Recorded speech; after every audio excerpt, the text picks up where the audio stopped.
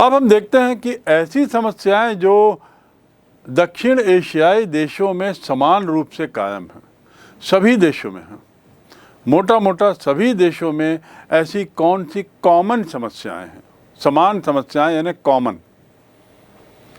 Common समस्याओं की यदि हम बात करें तो सबसे पहली समस्या है साफ्टा। साफ्टा क्या है? ये व्यापार के संबंध में किया गया एक समझौता है, साउथ एशियन देशों के द्वारा किया गया समझौता, जिस पे आगे थोड़ा और बातचीत होगी। अभी आप समझ लें कि ये व्यापार संबंधी समझौता है। इस व्यापार इसे संक्षेप में साफ्टा कहते हैं। छोटे देश जो हैं, इन 8 देशों में जो छोटे छोटे देश हैं, उनका कहना है कि साफ्टा के बहाने भारत अपनी व्यापार को लाद रहा है। उनके मन में ये शंका है कि साफ्टा के बहाने भारत अपने माल, अपने व्यापार को हम पर लाद रहा है। ये किनका विचार है? छोटे देशों का। और व्यावसायिक उद्यम तथा व्यावसायिक मौजूदगी के बावजूद उनके समाज को उतना फायदा नहीं मिल रहा है। उनके पास उद्यम है, उनके पास समाज है, मौजूदगी है, व्यावसायिक मौजूदगी, लेकिन कम मात्रा में है, क्योंकि संख्या कम है, क्षेत्रफल कम है। तो उनका कहना है कि भारत इस प्रकार बड़ा होने के नाते हम पर हावी हो रहा है और साफ्टा के दरवाजे से वो हम पर दबाव बना रहा है। एक और जहां छोटे देशों का यह सोचना है, तो दूसरी ओर भारत का क्या तर्क है? भारत कहता है कि साफ्टा से हर देश को फायदा होगा और मुक्त व्यापार, इस क्षेत्र में मुक्त व्यापार से राजनीतिक मसलों को हल करने में फायदा होगा। ये भारत की सोच है। यानी साफ्टा के माध्यम से वो राजनीतिक मुद्दों के निराकरण का भी रास्ता देखता है। तो दोनों के जो विचार हो रहे हैं, छोटे देश बनाम भारत, उसके साफ्टा के मुद्दे को लेकर मतभेद है। और ये जो समस्या है सभी देशों के साथ है, सभी देशों के साथ बनी हुई है। दूसरी समस्या क्या है कॉमन, जो सब देशों की, वो है कि बहुत ज़्यादा आपसी मतभेद हैं सभी देशों में। 8 देश एक दूसरे से उलझे हुए हैं अन्य समस्याओं को लेकर, कुछ अन्य समस्याओं को लेकर ये सब उलझे हुए हैं। कुछ देश सीमा विवाद से, जैसे भारत चीन, भारत पाकिस्तान, ये सीमा विवाद को लेकर उलझे हुए हैं। कहीं बंटवारे को लेकर मनमुटाव है, नदी के पानी को लेकर बंटवारे को लेकर मनमुटाव है। भारत और बांग्लादेश, वहाँ नदी के पानी को लेकर झगड़ा है। उसके साथ ही भारत पाकिस्तान आतंकवाद को लेकर परेशान है। भारत पाकिस्तान पर आरोप लगाता है आतंकवाद का, पाकिस्तान भारत पर आरोप लगाता है, और आतंकवादी गतिविधियां दिनों दिन भारत पाकिस्तान की सीमा पर बढ़ती जा रही हैं, आरोप प्रत्यारोप होते जा रहे हैं। कश्मीर के मुद्दे पर तो आप अच्छी तरह जानते हैं पाकिस्तान का रवैया। सतत रूप से पाकिस्तान ने कश्मीर पर अलगाववादी राग अलापा है, जबकि कश्मीर भारत का एक अहम अंग है, लेकिन पाकिस्तान उसे दूसरे नज़रिए से देखता है। इन सब कारणों से क्या हो गया है कि सदस्य देशों के हाथ ज़्यादातर उत्थान में नहीं, वे लोग भले एक साथ हैं लेकिन उनके दिल नहीं मिले हुए। वे लोग भले एक साथ हैं, दक्षिण एशिया के क्षेत्र हैं, लेकिन दिल उनके नहीं मिले हुए। By heart they are not close to each other. और यही हमारे जो सार्क की असफलता का कारण है, या सार्क की बहुत कम सफलता का कारण है। सार्क क्या है मैंने आपको बताया, साउथ एशियन एसोसिएशन, दक्षिण एशियाई देशों का एक संगठन है, जिसका उद्देश्य था यहाँ पे विकास करना, जिसका उद्देश्य था यहाँ पे शिक्षा, व्यापार, तकनीकी विकास, टूरिज़्म आदि का विकास करना, एक दूसरे से सहयोग करना। मूल उद्देश्य था सहयोग। लेकिन सार्क वो परिणाम नहीं दे पाया जिसकी अपेक्षा थी। कारण क्योंकि सभी देश एक दूसरे से उलझे हुए हैं, कुछ न कुछ मन मुटाव बना ही हुआ है, दुश्मनी बनी ही हुई है, दूसरे शक्तिशाली देशों की राजनीति भी हावी हो रही है और यही कारण है कि सार्क को अपेक्षित सफलता नहीं मिल पाई है। तीसरी जो कॉमन समस्या है, कॉमन समस्या की बात कर रहा हूँ, तीसरी कॉमन समस्या है कि ये देश सब एक दूसरे पर विश्वास नहीं करते, विश्वास की कमी है, बढ़ता अविश्वास। और विश्वास की कमी क्यों है? पुराना इतिहास कुछ ऐसा रहा है। मैं उस पुराने इतिहास की गहराई पे नहीं जाऊंगा, पर यदि आप शीत युद्ध के काल का अध्ययन करें, जो आपके 12वीं कक्षा का एक विषय रहा है, शीत युद्ध का काल, तो आप पाएंगे कि दक्षिण एशियाई देशों में शीत युद्ध काल में महाशक्तियों ने शतरंज की गोटियां खेली काफ़ी, और इन देशों को प्यादे की जैसा, शतरंज के प्यादे जैसा उपयोग करने की कोशिश की, एक दूसरे पर अविश्वास वैमनस्यता को बढ़ाने का प्रयास किया और उसमें सफल भी हुए। तो जो कॉमन समस्या बनी हुई है वो है एक दूसरे पर विश्वास की कमी। और इसीलिए क्या होता है कि जब अंतर्राष्ट्रीय मंच पे दक्षिण एशियाई देशों की कुछ कॉमन समस्या को लेकर बात होती है, तो कॉमन समस्या रहते हुए भी ये देश अलग अलग राग अपनाते हैं, अलग अलग बातें करते हैं, एक स्वर में अपनी बात नहीं रख पाते, जिसका फ़ायदा दूसरे देश, दूसरे क्षेत्र के लोग उठाते हैं। तो ये एक बहुत बड़ी समस्या है कि अंतर्राष्ट्रीय मंच पर हम बिखरे नज़र आते हैं, अंतर्राष्ट्रीय मंच पर हम एकजुट नहीं दिखाई देते, इसलिए हमारी आवाज़ दब जाती है, हमारी कोई सुनता नहीं। तो अविश्वास, बढ़ता अविश्वास। चौथा कारण, चौथी समान समस्या,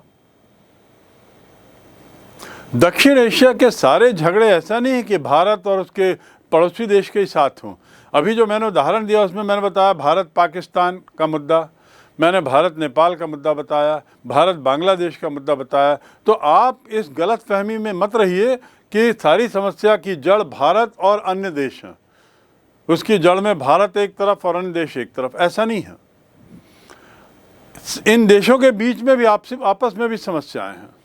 जैसे हम देखें तो बांग्लादेश और म्यांमार, नेपाल, इनके बीच में तो अनेक मुद्दे हैं। बांग्लादेश नक्शे में देखिए, उससे लगा हुआ म्यांमार और ऊपर नेपाल, इनके बीच में विवाद के बहुत से मुद्दे हैं, जिसमें जाति मूलक मुद्दा है। रोहिंग्या जाति को लेकर बहुत बड़ी समस्या चल रही है बांग्लादेश और म्यांमार के बीच में।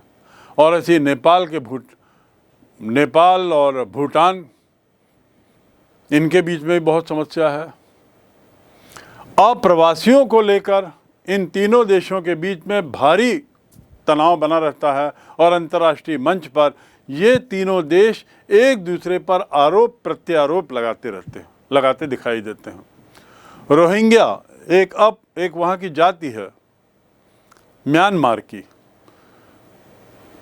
किसी परिस्थितिवश ये लोग बिखर गए, शरणार्थी के रूप में यहाँ वहाँ चले गए, जिसमें भारत भी है। इनकी समस्याओं को लेकर ये देश सब उलझे हुए हैं, क्योंकि रोहिंग्या बहुत बड़ी संख्या में दूसरे देशों में चले गए हैं, चाहे वो भारत हो, चाहे बांग्लादेश हो, चाहे नेपाल हो। और शरणार्थी के रूप में जो अन्य समस्याएं पैदा होती हैं, उसने अब विकराल रूप ले लिया है। और इसलिए जब अंतर्राष्ट्रीय मंच पर रोहिंग्या समस्या को लेकर चर्चा होती है, चाहे वो यूएनओ हो, संयुक्त राष्ट्र संघ हो, चाहे कोई और फोरम हो, तो ये सब देश साउथ एशिया के देश होते हुए भी एकजुट नहीं दिखाई देते, अलग अलग बातें करते हैं, आरोप प्रत्यारोप करते हैं। तो एक अगली कॉमन समस्या यदि मैं एक लाइन में बोलूं तो वो है एक दूसरे के बीच के झगड़े। उदाहरण, अप्रवासियों का मुद्दा। अप्रवासियों के मुद्दे के साथ ही एक और जो चिंता का विषय इन देशों के बीच में है, बांग्लादेश और नेपाल आदि, वो है हिमालय का पानी। हिमालयी नदियां जो हैं, जो वर्ष भर पानी देती हैं, उसके बंटवारे को लेकर बहुत तनाव बना रहता है, क्योंकि हिमालय का पानी सतत रूप से आता है और इन देशों के लिए बड़ा महत्वपूर्ण है। एक और जहां पानी बाढ़ की स्थिति पैदा करता है और तो पानी छोड़ने पर दूसरे देश को समस्या हो जाती है, क्योंकि वहाँ पे अत्यधिक पानी हो जाता है, अतिवृष्टि हो जाती है, अति पानी की समस्या खड़ी हो जाती है। कई बार पानी कम होने पर एक और जहाँ देश बांध के माध्यम से पानी को रोक देता है, तो नदी का आगे का जो हिस्सा है वहाँ पे पानी नहीं रहता, तो वहाँ कम पानी होने की समस्या खड़ी हो जाती है और ये देश दूसरे देश पर आरोप लगाते हैं। तात्पर्य यह है कि एक दूसरे के भारत और अन्य देशों के बीच तो झगड़े के मुद्दे हैं ही, पर देशों के बीच में भी, विभिन्न देशों के बीच में भी तनाव, झगड़े के बहुत से मुद्दे हैं और ये भी एक कॉमन समस्या बनी हुई है। अगला बिंदु, इन देशों को ये हमेशा डर बना रहता है, जिसका मैंने पूर्व में जिक्र किया है, कि भारत एक कहीं बहुत बड़ा देश है। उनको डर सतत रूप से सताता रहता है कि भारत कहीं बिग ब्रदर जैसा बर्ताव तो नहीं कर रहा है और इस बिग ब्रदर के भय के कारण शंकाएं, अविश्वास बना हुआ है।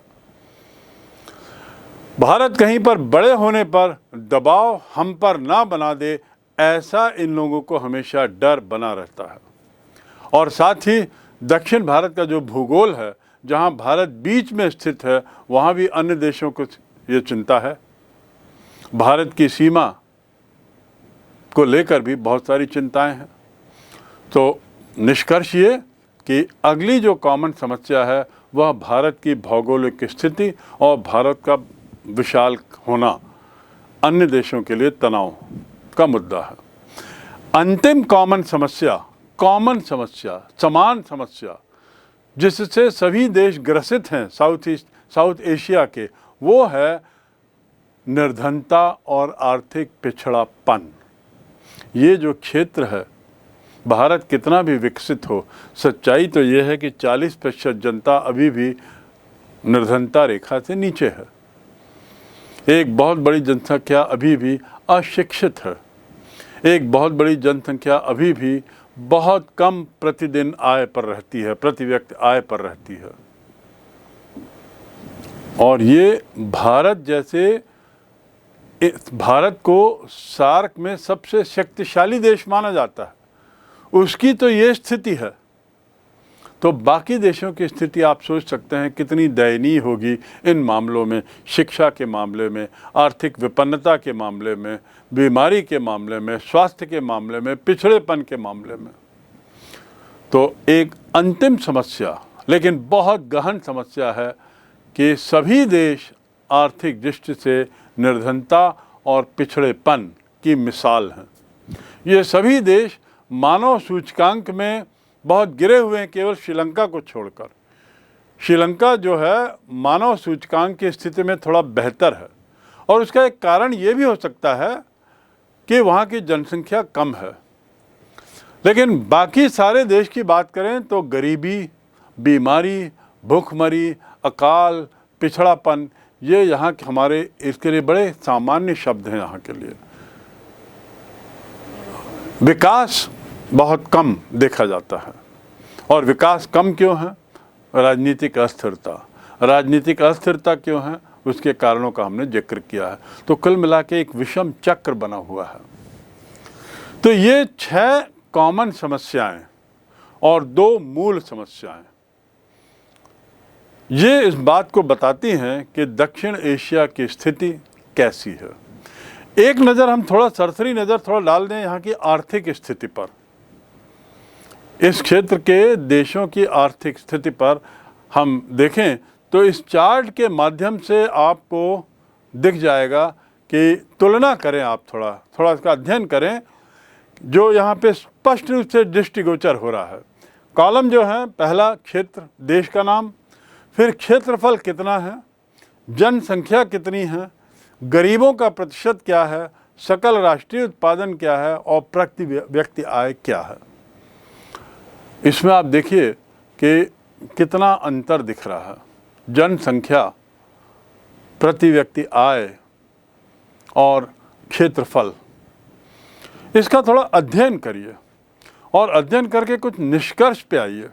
एक और जहाँ देखिए, अफगानिस्तान का जो सकल राष्ट्रीय उत्पाद है वो मात्र 18%, बांग्लादेश का वहीं 115। कल्पना करिए 18 और 115 में क्या तुलना है।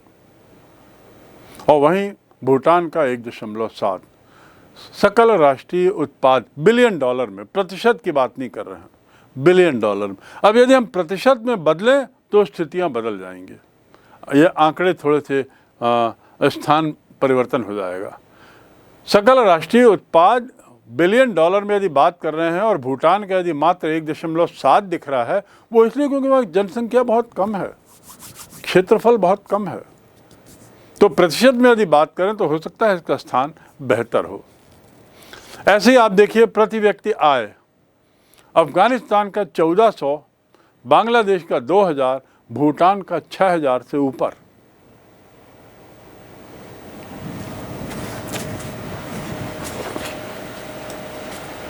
लास्ट बस